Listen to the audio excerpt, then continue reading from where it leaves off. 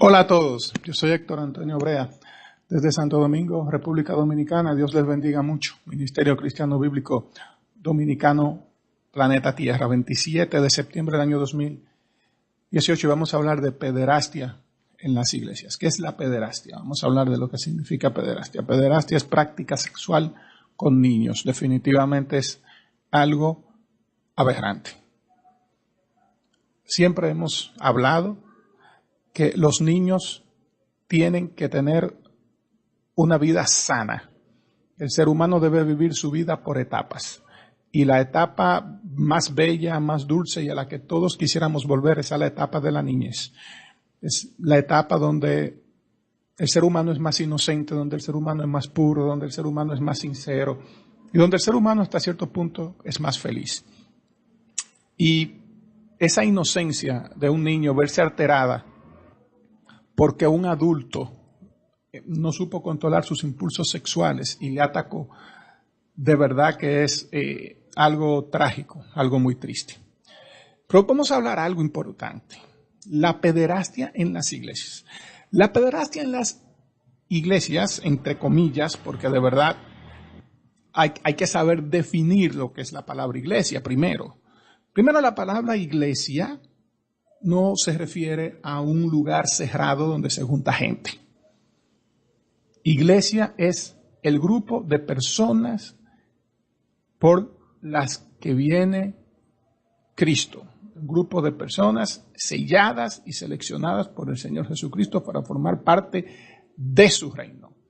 ¿Tiene algún apellido la iglesia? No, no tiene apellido. La iglesia de Jesucristo no tiene apellido. No tiene apellido de católica, no tiene apellido de pentecostal, no tiene apellido de bautista, no tiene apellido de adventista, no tiene apellido de ninguna clase. Los apellidos se encargaron de ponérselos los seres humanos. Esos apellidos se llaman denominación.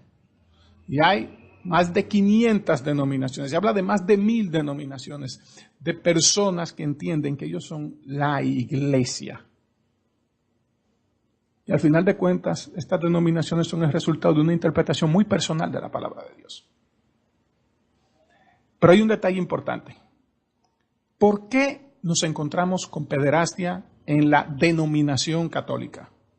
¿Y por qué nos encontramos con pederastias con casos de pederastias en denominaciones no católicas? Tampoco me gusta usar el término protestante. ¿Por qué no me gusta usar el término protestante? Porque mucha gente usa el término protestante y no sabe de dónde viene el término protestante. Hay gente que asocia el término protestante con Martín Lutero. Y no tiene que ver con Lutero. El término protestante vino muchos años después de la publicación de la tesis de Lutero en Wittenberg, que todavía se está debatiendo si en realidad lo publicó en la puerta de la iglesia o si se la mandó a un obispo amigo por una razón. Las publicó en latín. Y el pueblo alemán no hablaba latín. El latín era el idioma de los sacerdotes en el que se daba la misa. Esa es una de las tantas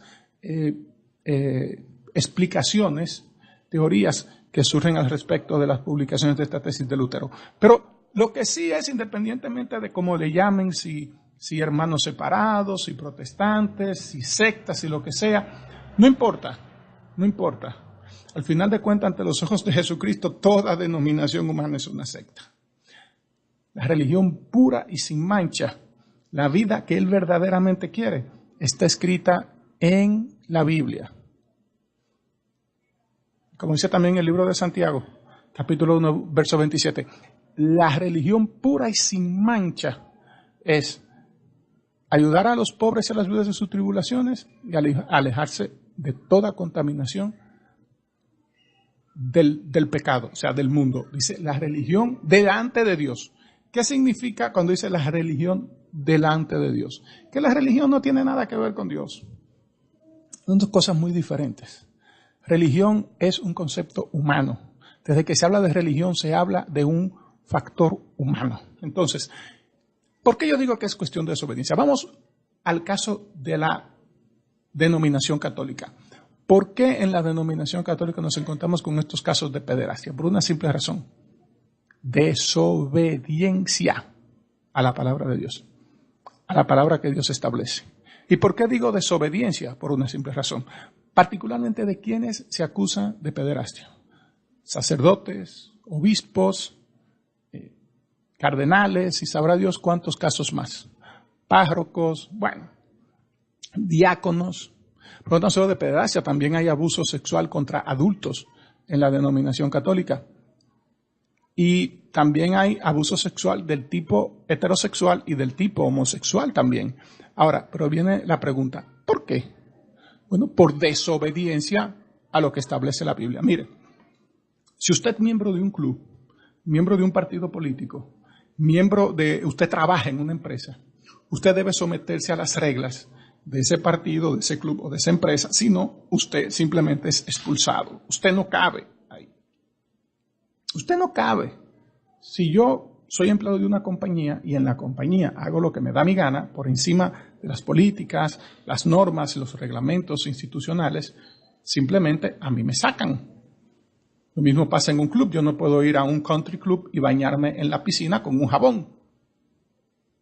Me expulsan. No puedo ir a un partido político y hacer lo que me dé mi gana o hablar en nombre del partido sin autorización. Me expulsan.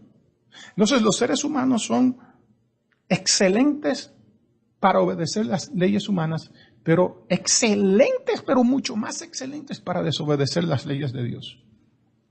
Entonces, en 1 Timoteo 3, yo les voy a explicar por qué lo que pasa en la denominación católica y en otras denominaciones no católicas, con el caso de la pederastia, pero especialmente la denominación católica, porque es donde más se ve, es cuestión de desobediencia. ¿Y por qué digo que es donde más se ve?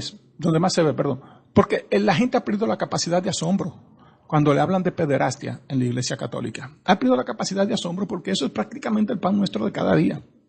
Sin embargo, cuando se hace un escándalo de pederastia en otra denominación no católica, sí hay un impacto, sí hay un boom, como decimos. ¿Por qué? Porque esos casos no son comunes, pero no quieren decir que no se dan. Se dan en denominaciones evangélicas, en denominaciones de otro tipo, del nombre que usted quiera ponerle. En las denominaciones, las otras denominaciones también se da. Entonces, vamos a ver qué dice la Biblia respecto a los requisitos para ser un obispo, que es lo equivalente a un sacerdote o a un pastor. Dice, 1 Timoteo capítulo 3. Vamos a leer esta palabra en el nombre glorioso de Jesús y dice, desde el verso 1, palabra fiel, si alguno anhela obispado, buena obra desea, pero es necesario que el obispo sea irreprensible, marido de una sola mujer, sobrio, prudente, decoroso, hospedador, apto para enseñar, no dado al vino, no pendenciero, no codicioso de ganancias deshonestas, sino amable, apacible, no avaro, que gobierne bien su casa, que tenga a sus hijos en sujeción con toda honestidad. Porque el que no sabe gobernar su propia casa, ¿cómo cuidará de la iglesia de Dios? No un neófito, no sea que envaneciéndose caiga en la condenación del diablo. También es necesario que tenga un buen testimonio de los de afuera, para que no caiga en descrédito y en lazo del diablo. Entonces, 1 Timoteo capítulo 3, requisitos para ser obispo, que es lo mismo que sacerdote o pastor. Pero ¿qué sucede? Cuando yo hablo de este tema, algunas personas me levantan la mano y dicen, no, espérese, usted está hablando de obispo. El obispo y el pastor no es lo mismo. El obispo y el pastor es lo mismo. Porque la organización eclesiástica de la denominación católica convirtió al obispo en un supervisor y dejó por debajo del obispo al sacerdote párroco. O sea, el obispo en la denominación católica es un supervisor. Y ese mismo rango de supervisión lo heredó las denominaciones, vamos a decir, evangélicas. Las heredaron esas mismas y le dieron a los obispos el cargo de supervisión y a los pastores el cargo de dirigir el rebaño. Pero ¿qué ocurre? Que al final de cuentas, la misma palabra lo dice clarito, de a qué se está refiriendo. Es necesario que el pastor, el sacerdote, el cardenal, el papa, quien sea irreprensible, marido de una sola mujer. ¿Qué significa marido de una sola mujer? Casado una sola vez. Con excepción de que haya enviudado. Recuerde que cuando usted enviuda, ante los ojos de Dios, Cuando usted enviuda, el matrimonio queda nulo. Y esto es borrón y cuenta nueva. Usted puede buscarse otra pareja y casarse. Pero marido de una sola mujer, que se haya casado una sola vez. Se supone que el sacerdote que va a ejercer la función de supuesto representante o ministro o embajador de Dios en la tierra, tiene que cumplir con estos requisitos dejados por Dios a través de su apóstol Pablo, a través del Espíritu Santo, a través del Señor y Salvador Jesús. Dice que tiene que ser marido de una sola mujer. También esto le pone un género al cargo pastoral, al cargo sacerdotal. Le pone un género, y es que este cargo es para varones, no para hembras. Jesucristo no ordenó ni una sola apóstola. En la Biblia no se registra ni una sola sacerdotisa, salvo para cosas negativas. Los sumos sacerdotes, todos fueron varones. Cuando se habla de sacerdotisa en la Biblia, búsquelo. Es brujería, idolatría y todo en contra a lo que Dios establece. Pero cuando se habla de sacerdote, cuando se habla de diácono, cuando se habla de sacerdote, cuando se habla de obispo, cuando se habla de anciano a nivel de cargo ministerial, se está hablando de varón. Cuando se habla, hay otro tipo, hay que saber diferenciar en el Nuevo Testamento, cuando se habla del anciano que es pastor y de los ancianos que son personas que son ancianos, considerados ancianos por su edad o por su madurez. Dos cosas muy diferentes, ¿ok? Pero hay que leer la Biblia, a los cristianos, lean la Biblia. Y hay muchas informaciones disponibles en internet que le pueden aclarar lo que le estoy diciendo, pero siempre con la Biblia en la mano, siempre Biblia en mano. Entonces, tiene que ser marido de una sola mujer. Sobrio, prudente, decoroso, hospedador, apto para enseñar, lo que significa que tiene que tener conocimiento amplio de la palabra. Usted no puede ser pastor, sacerdote, lo que usted quiera hacer dentro de líder de una congregación si no tiene conocimiento de la palabra, por Dios. Entonces, no dado al vino, no pendenciero, no codicioso de ganancias deshonestas, como andan muchos por ahí, que nada más piensan en dinero, que evangelio de la prosperidad, que solamente quitándole diezmos, ofrendas, primicias a la gente, y diciéndole a la gente que porque no dan son pobres, que porque no dan son miserables. Eso lo vamos a hablar en otro video más adelante. No, es una persona que tiene que ser amable, apacible, no amante al dinero, que gobierne bien su casa. Oiga bien, que gobierne bien su casa. Que tenga a sus hijos en sujeción con toda honestidad. Que tenga sus hijos.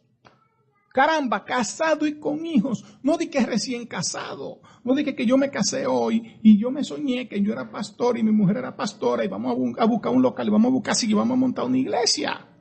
Por eso es que nos encontramos con tantos casos de pastores jóvenes acusados de violación de muchachas que van a sus congregaciones y sus esposas son las primeras que los tapan. Porque también en la iglesia evangélica se dan muchísimos casos de estos. No uno ni dos, muchos a nivel mundial. ¿Por qué? Porque hay un problema y la culpa no es de Dios. La culpa es de los hombres. Que el principal acto de desobediencia del ser humano, ¿usted quiere saber cuál es? No conocer la voluntad de Dios a través de su palabra. Pero ahí está la Biblia, lea la Biblia por amor a Dios, lea el Nuevo Testamento. Por ahí anda gente pastoreando iglesias que salen con una serie de disparates delante de mí, que yo los amonesto y los corrijo ahí mismo y no soy pastor. Y ni siquiera cumplo con los requisitos para ser pastor. Porque no soy casado, no tengo hijos, nada de eso. Digo, pero ¿cómo es posible que usted va a saltar con semejante disparate, usted que pastorea una iglesia? Y no tiene ni siquiera la humildad para reconocer, cuando uno le habla con la Biblia en la mano, que ellos están equivocados. Dicen, no, que como yo hablo, que habla Satanás. Porque esto es un problema humano, no es un problema de Dios. ¿Usted cree que yo le voy a decir algo fuerte? Fuerte, es algo que le voy a decir ahora. Usted sabe que Dios, como decimos en Santo Domingo, soltó en banda a muchísimas congregaciones. Soltar en banda significa que los dejó que hagan lo que les dé la gana. Porque definitivamente no reciben la palabra de Dios. La palabra que ellos quieren recibir, la quieren recibir a través de un sueño, a través de un profeta, a través de uno que vaya y le diga, Dios me dijo, yo me soñé, yo vi, me metí en ayuno y oración, en ese ayuno, en un éxtasis, yo vi una luz que me dijo esto. Usted no tiene que buscar la luz de ningún lado, usted tiene que buscar la Biblia, ahí es que está la verdadera luz. Por eso es que hay tanta gente engañada por creer en cuanto loco aparece diciendo Dios me dijo. Y busque lo que mientras más Dios me dijo, andan diciendo menos Biblia tienen. Porque quieren justificar o suplantar el conocimiento, el poco conocimiento que tienen de la Biblia.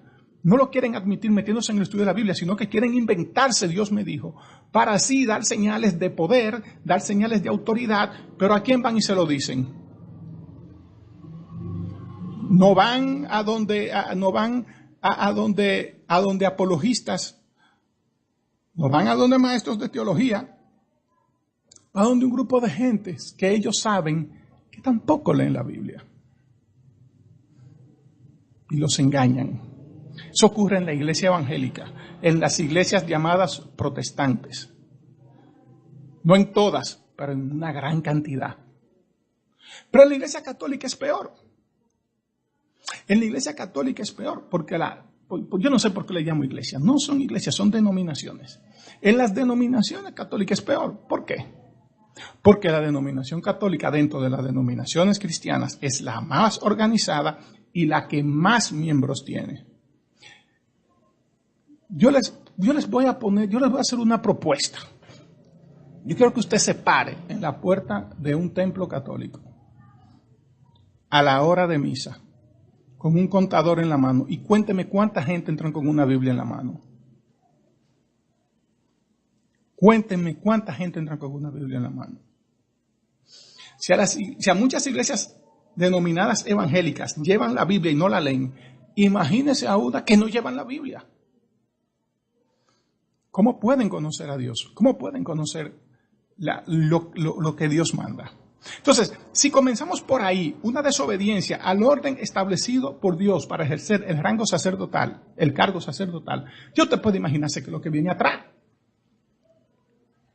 Y usted puede imaginarse qué es lo que viene detrás. Entonces, detrás de todo este abuso sexual contra niños y contra niñas y contra algunas personas que no necesariamente son niños, hay detrás un hombre desobediente.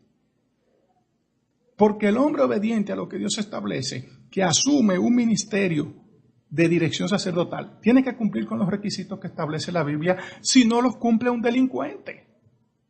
Es un bandido. Entonces, como bandido al fin, ¿qué usted puede esperar que va a hacer? Un acto de bandidaje, un acto de pandillismo, un acto de barbarie. Pero también la gente tiene que estar atenta. Usted tiene que estar atento a la palabra que dice Dios en sus Sagradas Escrituras. Si usted va a un templo y usted descubre que el que está dirigiendo o la que está dirigiendo no cumple con los requisitos bíblicos, usted lo que tiene que hacer es salir de ahí, porque ahí no está Dios.